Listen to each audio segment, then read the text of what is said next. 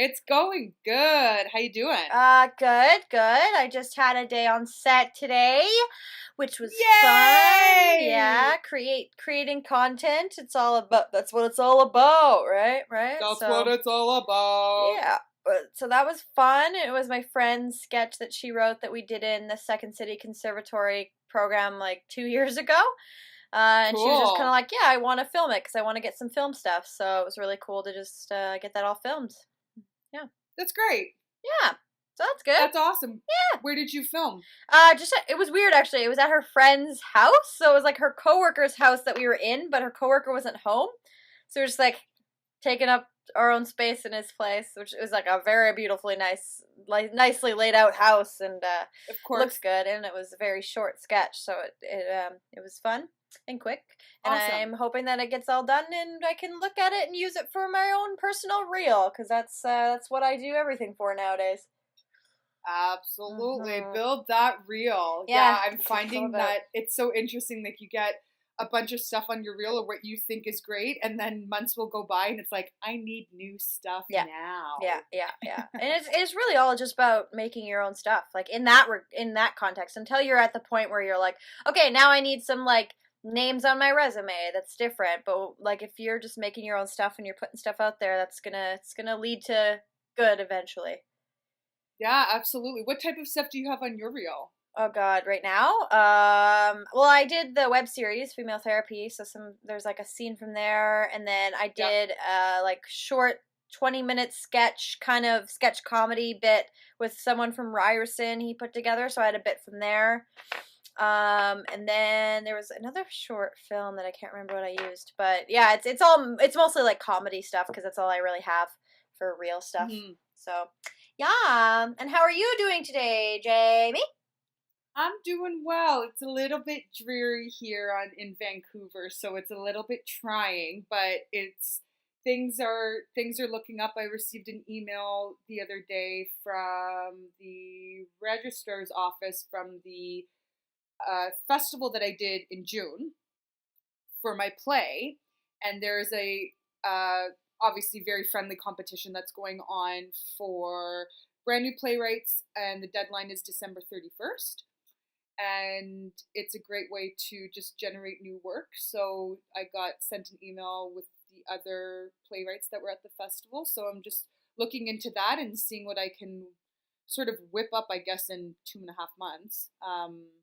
And it's got to be brand new work, not too long, and but it's a great way to just get it out there. And then when you enter, and if you are chosen, then get which is always nice, but you get a cash prize. Yeah, so just sort of looking into that and looking into winter projects. It's around this time that I always think about what can I do to busy myself for the winter time, because things slow down a little bit, and everything is either cast for the season or things have already been done for for Christmas or the holidays. So yeah, just thinking about what I can do to just keep going. I feel like Oh, I'm continuously stressed out about money. That's something yeah. I'm stressed out about. If you want to talk about that, I don't know if that's something that people want to hear about, but No, let's do it. Maybe this is the episode where we just let her rip. Go for yeah, it. I mean, like today I had to make a bank appointment because all my money is locked in a like RRSP or whatever, tax-free savings account. Oh yeah. And so Yeah. I had to like make an appointment to take some of that money out to put in my checking account because I'm just like so overwhelmed with all these expenses and shit, like just the everyday Yeah. stuff. But I've owed the government like $2,000 for the last probably 3 years, and I've just been avoiding it. And so I finally was like, okay, I can't do that anymore. Now I'm paying $200 a month to the government, so that's fun. It's $200 that I don't have. That's gonna take a ding. That's gonna really hurt every time that comes out. But you're taking the responsibility of finally realizing that, hey, I need to pull up my big girl socks and I know. and pay it. 'Cause It's just so frustrating. And I think I'm also frustrated because I'm like so close to paying off my student loan, which I like set out a goal that I was going to pay it off by the time when I'm 25. I wanted to pay off my student loan completely. yeah, And I turned 26 this month. So I didn't make my goal unless I book a commercial that pays me like $5,000 minimum, so I can pay it off. But Yeah. that's not likely within the next like 3 weeks. And it sucks because I know so many people who are still like $30,000-$40,000 in debt from school who haven't started paying it off. So I feel like I shouldn't be complaining, but at the same time, I'm like, yeah, but I have been working like so many jobs for so long so that I could pay it off, and then I just like didn't make it. Okay, you're one step. I should probably be taking notes down because you are definitely a step ahead of me. I have a student loan that dark cloud has been looming over my head for far too long. It's just caused me all of this unnecessary anxiety that is so ongoing. And then now that I've got time to sort of reflect on what can I do to aid in, in unnecessary stress, I'm like, oh, right, maybe you should just start paying it off instead of just like always going into like repayment mode. I give you credit, girl, because I know it's tough, but it sounds like, at least you've got the goal of, okay, maybe I'm going to just extend it to when I'm 30, which is totally plausible. The lovely world of paying, I feel like artists should just get out of jail free. Yeah. We should just be like, this is what we're trying to do, but we ain't got no money, so can't we just get a stamp on all of our documents that says she's just like, she's an artist. There's like feel bad for her because she's an artist. Yeah, or it's not like I'm looking for pity, but just a little bit of something. But seriously, because it's like the government's taking this money, and it's because I'm working so many jobs so that I can pay off my loans, but it's because I'm not like, I'm not working a desk job. I'm not working a job that's paying me $24 an hour. As like, I don't have a salary. So it's like, I'm working a shitty job. Like, I don't have this money, but you're taking it from me because you think that I have this money. Of course. I mean, the government doesn't really, they're not looking at it being like, oh, we should just take into consideration everybody's sort of being of life and everything's sort of together with the government. Yeah. You're like, no. Yeah. And I think what's funny is like, if there was like a real person who was the government, not just like an idea of government, if I could just like pitch them the idea like, hey, here's my statement of all the money I spent on a web series that I made $0 on, just to show them that, and just so then they would look and be like, why would you do that? Okay, we don't need your money. You're stupid. And I'd be okay with that. I'd be okay with the government calling me stupid, but just to be like, look at all this money I spent on my art, knowing that I'd make $0 back. Can you just please give me some leg room, Totally. And hashtag I am looking for pity, Mr. Trudeau. Yeah. Perfect hashtag there, Jay. Perfect hashtag. Yeah. Well, I mean, I bet you probably find that money is a struggle too. Like, I know that living in Vancouver is pretty expensive, just as Toronto is, and like the expense of moving out there. Like, I know it took you a while to get like on your feet before you could even start looking to create again.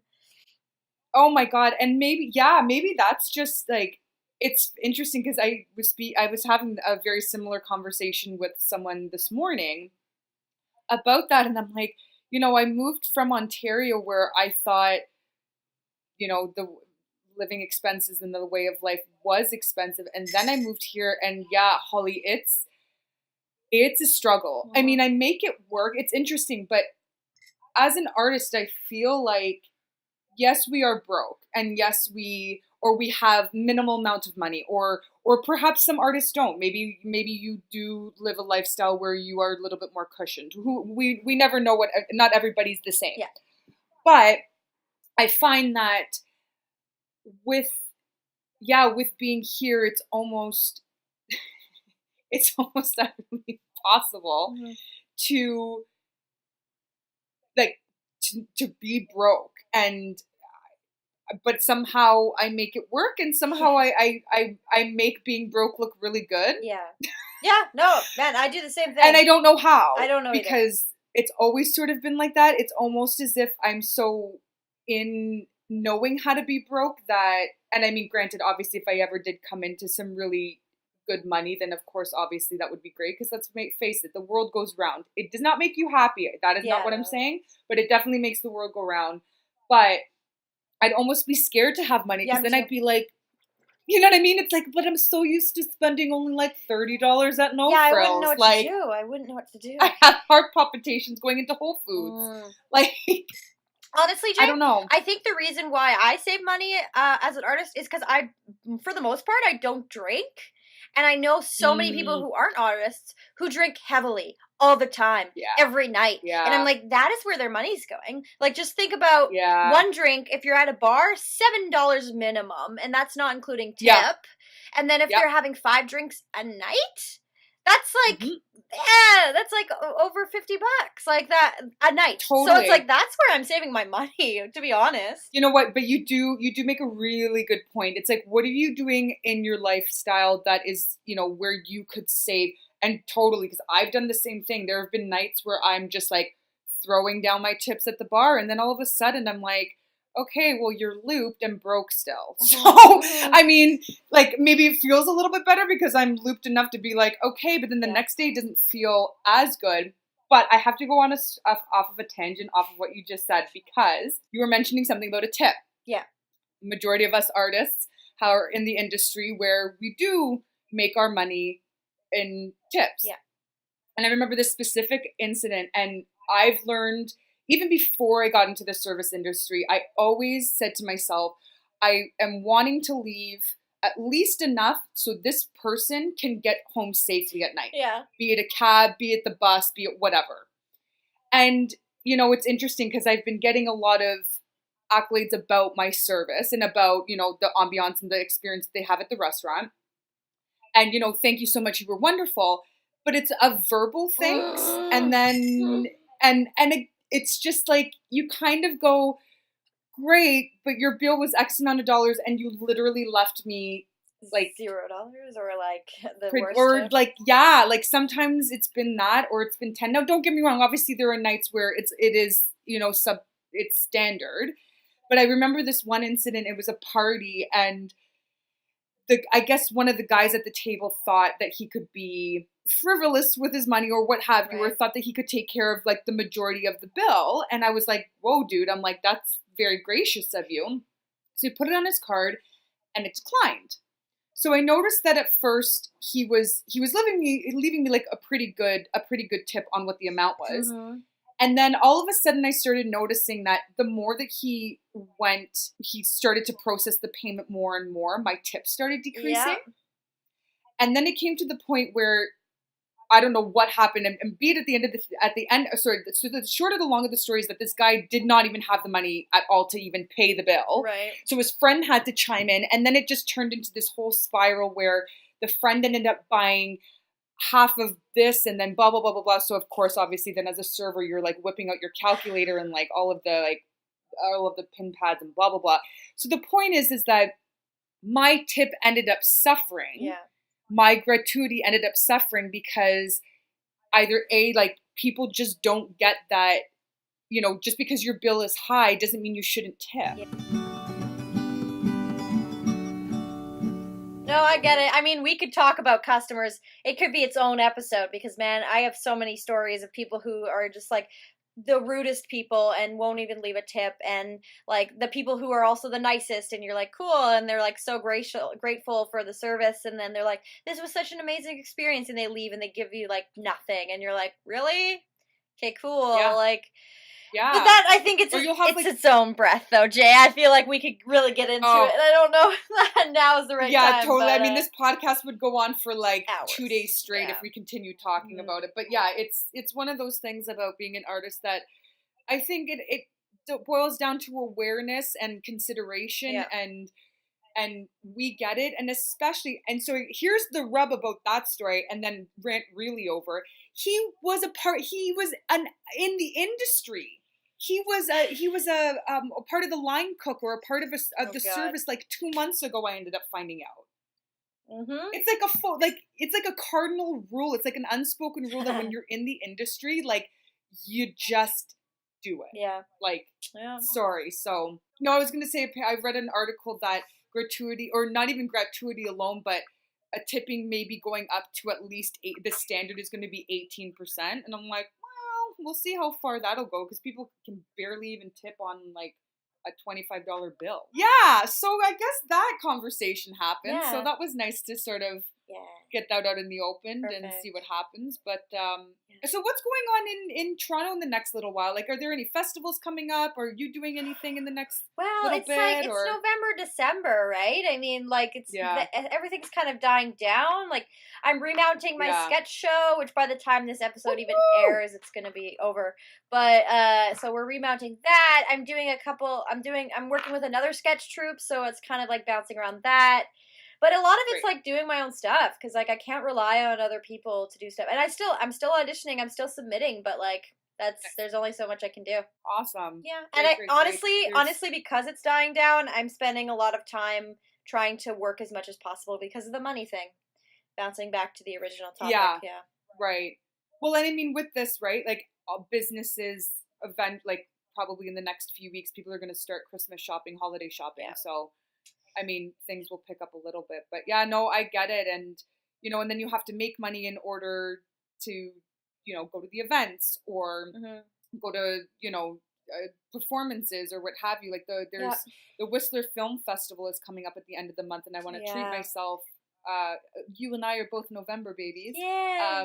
I want to treat myself for my birthday and it's a very well-known festival and lots of great films get submitted. So I'm trying to get up there. It's November 30th. Yeah. The weekend of November 30th. So yeah, just stuff like that. I mean, I'm making my money and yes, like of course, obviously as everybody, bills have to be paid, but that's where I'd rather put the extra money that I can hopefully save for that month to go towards. Because if not, then it's going to go to like a big brick of cheddar cheese and a gallon of red wine. Let's face it, it's like great for the moment, and then all of a sudden you're like, okay, my liver hurts and my hips are wider. Yeah, and honestly, with the whole money thing that we're talking about right now, I think it's very important for artists to find that one thing that they're saving for that's going to help towards their career. Like, I'm taking a one-person show writing workshop next weekend, and it was like $200, and I was like, I don't know, I like don't have the money right now, but at the same time, like I haven't really done any writing classes,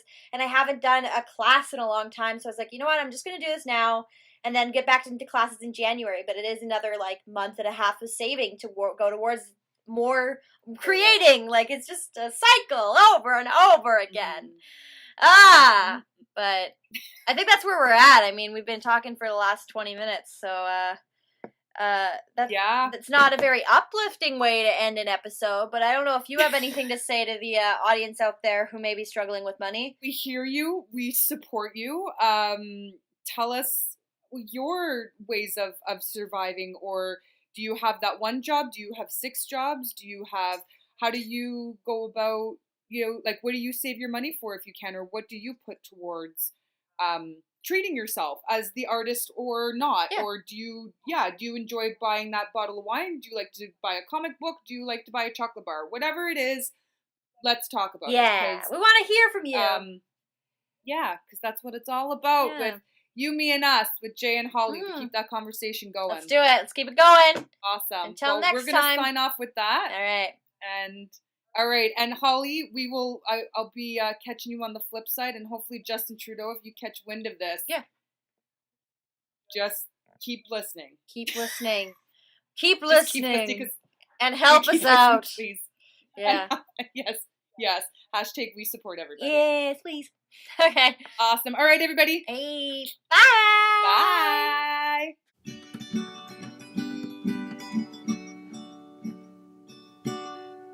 You are so special. Maybe you don't think so. If we both took a moment to listen to one another, then maybe we could know what we both know. You, me, and us. You, me, and us. Yes, the good old J job that we work, because we have to make money. We need to make money. Money. Oh, yeah. That's not fun. No, I'm looking for pity, 100%. From the government? I want pity from the government. Thank you very much. Because Justin Trudeau, if you get your ears on this podcast, seriously, I'm gonna send it. I'm gonna tweet at Justin Trudeau. this is for you. Anyways, Justin Trudeau, if you're listening, yeah, tweet about tipping your servers. That's all I'm gonna say. Can you tweet about tipping your servers?